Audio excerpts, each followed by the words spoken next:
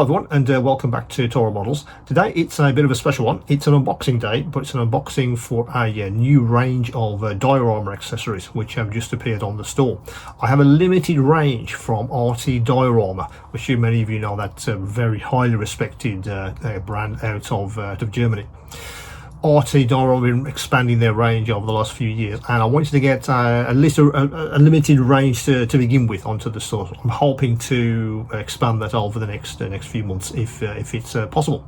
So I'll tilt the camera to the bench as usual, and we'll have a look at the range of new diorama accessories from RT Diorama. See you in a sec.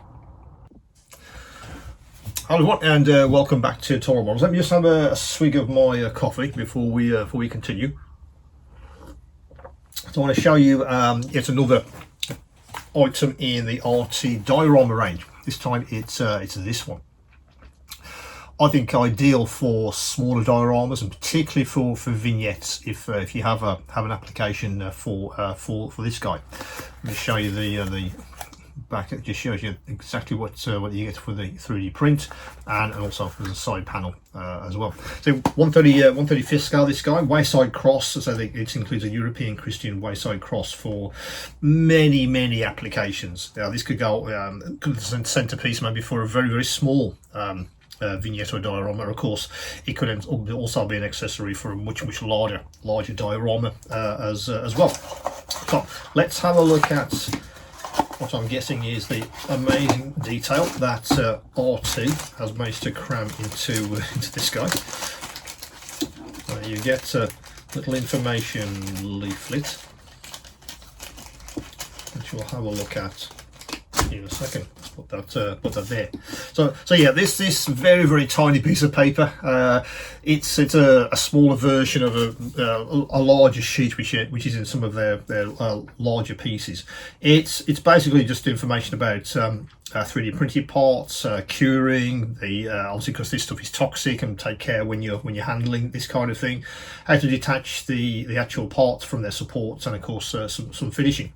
What I've done is I've scanned the larger version of this guy into the store. So every product on the RT diorama category will that has a 3D printed part will have this leaflet as a larger image, so you'll be able to read exactly what's on there. So let's put that down. Now then, let's have a look at the detail on this guy, which, as anticipated, is very impressive indeed. Let me bring that as close to the camera as I dare, and then just rotate this round. You see lots and lots of support, obviously, for this one, because of the orientation of this guy. So you're going to have to nip off all of these and be very careful when you get to obviously the figure. That kind of application. The leaflet does mention, yeah, you could soften this to soften the supports when you take them off. Yes, you could nick these off with a knife, maybe some nippers to start you off, and then go to a knife for the smaller part. Don't try and pull this off, because you'll probably damage particularly the figure, because obviously the arm detail here, for instance, and that's attached to the face and the head, that needs some careful removal. Might be a time to think about an ultrasonic cutter potentially. So I'll link to my review of a couple of those which do have an application for us, particularly for 3D print, in the description below, which you might want to take a look at. But looking at the detail here, I mean, there's text on the plinth. Can I read that text on the plinth? Hang on a sec. Let me just bring over my magnifier. I just want to see if that text, is it actually text, or is it just a representation? So I think there is actual text on there, but it is so small I can't read that. But in relief, I mean, I'm looking at this under ×10 magnification, and I still can't make out what that says.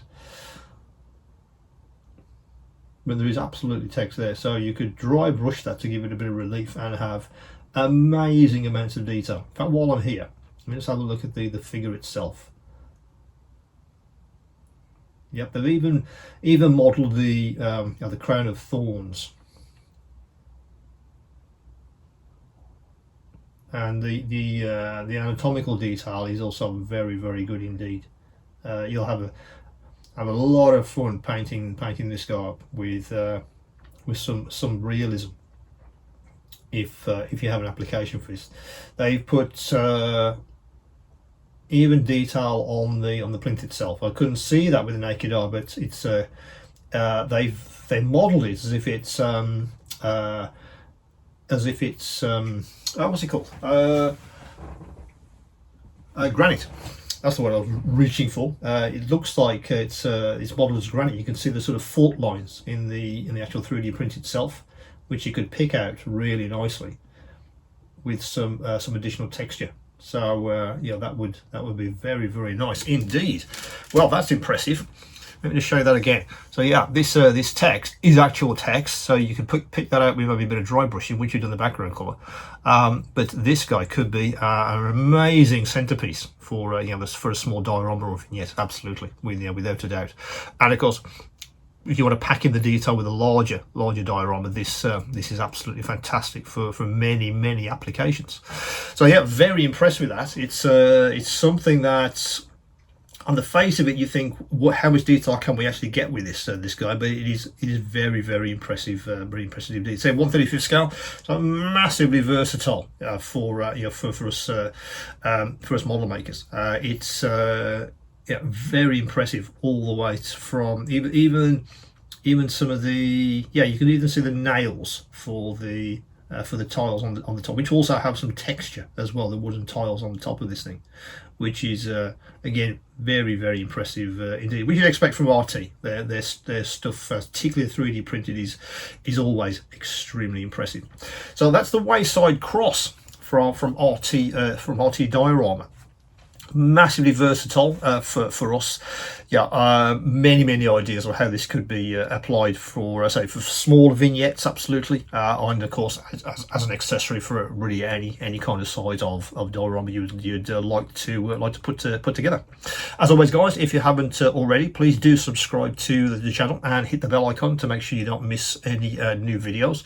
Also, if you haven't, do subscribe to the newsletter. That's the best way of making sure you don't miss out on what's new, particularly with RT Diorama. I'll only have a very small number of units for each one of these, so if it's something that you're very, very keen on and it isn't in the range already, best way of making sure that you see what's new when I expand the range is to subscribe to the newsletter. That's always the best. I'll try to get one out once a week if I can, to keep you up to date with what's happening on the store, where I'm going to be with trade shows, all that kind of good stuff.